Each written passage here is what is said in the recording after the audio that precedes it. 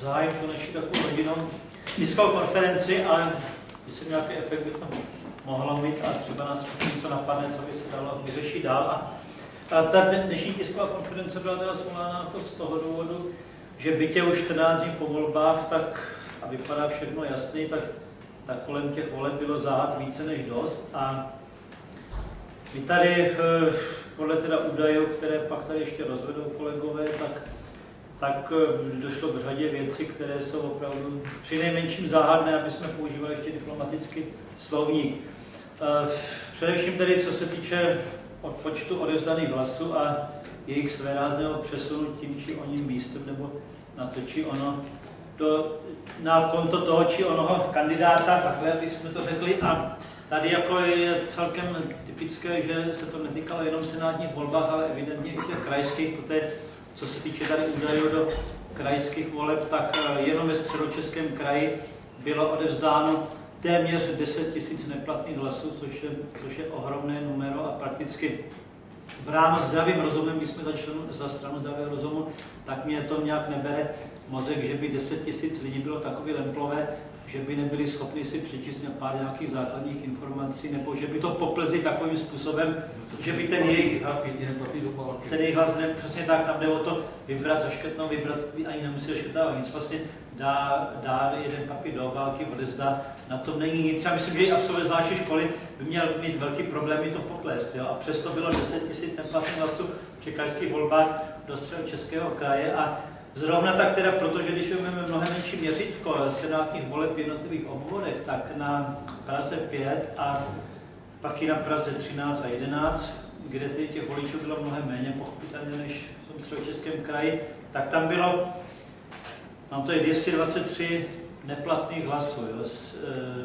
Odezdáno bylo přes 36 000 hlasů a z toho skoro 250 000, když se budeme neplatných hlasů. Čili tam je opět to více než podivné a otázka také je, jak to bylo všechno děláno a hlavně i ty platné, pokud člověka už napadnou nějaké nesrovnalosti nebo pochybnosti ohledně těch špatně neplatných hlasů, tak pak ho napadnou i pochybnosti, jestli ty hlasy, které se byly platné, v uvozovkách platné, jestli ve skutečnosti nebyly neplatné, nebo jestli se s nima nemanipulovala takovým způsobem, že přistáli na kontě nějakého jiného kandidáta. Protože když vezmeme, že pan Škalout, víme, jaká je situace na Praze 5, kde je ODS velmi neoblíbená díky panu Jančíkovi, starostovi, takže by tam 10 000 nadšených lidí přišlo k senátním volbám, které celkově mají nižší podstatně účast než volby klasické parlamentní do poslanecké sněmovny. A že by 10 000 lidí tady dalo hlas panu Škaloudovi, to je taky představa, na kterou člověk potřebuje mít, myslím, dost velkou fantazii. Ale tolik tedy je asi ta situace, jak vypadá.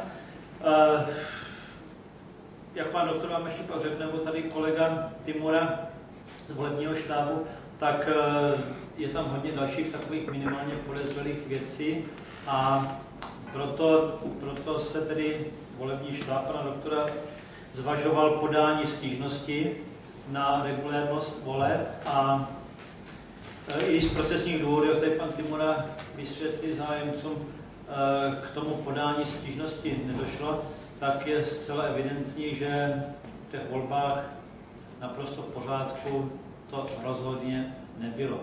Takže já bych tedy tolik a pak se ještě do budoucna budeme směřovat tu pár dalších vět, ale teď bych tedy ještě chtěl poprosit buď to pana doktora nebo pana Timuru, jestli by nám mohli trošku konkretizovat ty věci, které se jim konkrétně nezdají, co se týče oné regulérnosti voleb. Takže jestli pan doktor... Jenom krátce. My jsme podali stížnost, pan Čermák, můj asistent, podal stížnost na městskou policii Praha, obvodní ředitelství Praha 5, za to, že, jak pan inženýr Berka ví, tak bylo obeslán, že pan starosta Jančík nedal dispozici veřejné plochy k vylepování plakátů a zjistili jsme teda, že John Bock a ze stranu Zelených Helena Ilnerová, John Bock za KDU-ČSL vylepovali plakáty jak teda na telefonní budky, tak i prostě kde se dá. My jsme dodrželi ten zákaz, jsme použili pouze letáky, dávali jsme je do schránek, dávali jsme je lidem a myslím si, že pokud ten zákaz tady byl, tak se cítíme v tomto smyslu poškozený a oznamovatel bude vyrozuměn, jak teda městská policie věc vyřešila. To je vlastně jediná stížnost, kterou jsme teda my udělali.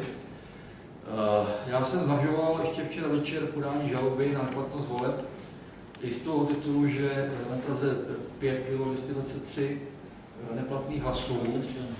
Kolik? 223 neplatných hlasů a i z toho titulu, že ty počty mi jaksi nehrajou, že tomu řekne pan magistr Timura, kdy vlastně, my jsme malá strana, kdy vlastně byly porušeny volby i z toho hlediska, že před volební místností se prodávaly škalaudovy busty, že jo, a rozdávali škalaudové tušky a párky a balonky a další věci.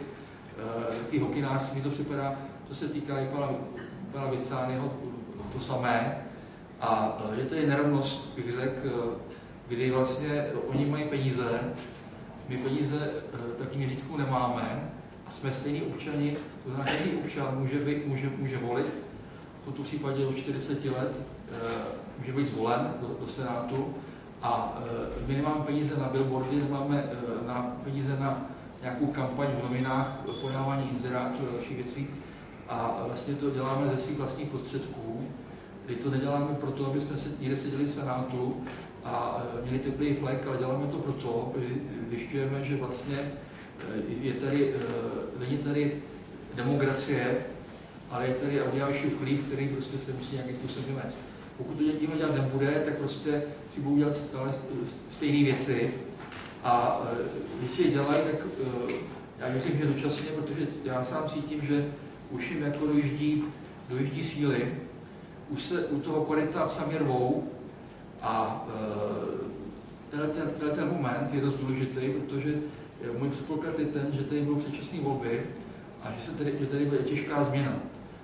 To neukončuje žádná vojenská přehlídka, to neukončuje žádná armáda, ani policie, ty lidi prostě vidí sami, že tady prostě je třeba změna. Já bych jenom v tomto momentě slovo panu magistru Timurovi, aby nás seznámil s těmi věcmi, které on zjistil. To znamená ty chyby a ty problémy, které vlastně v těch volbách vznikly. Děkuji, pane doktore, za slovo. Já bych jenom se v krátkosti vrátil k těm číslům, které tady řekl pan tiskový mluvčí. V zásadě myslím si, že stěžení bude číselko 223, to je počet, jak bylo řečeno, neplatných hlasů.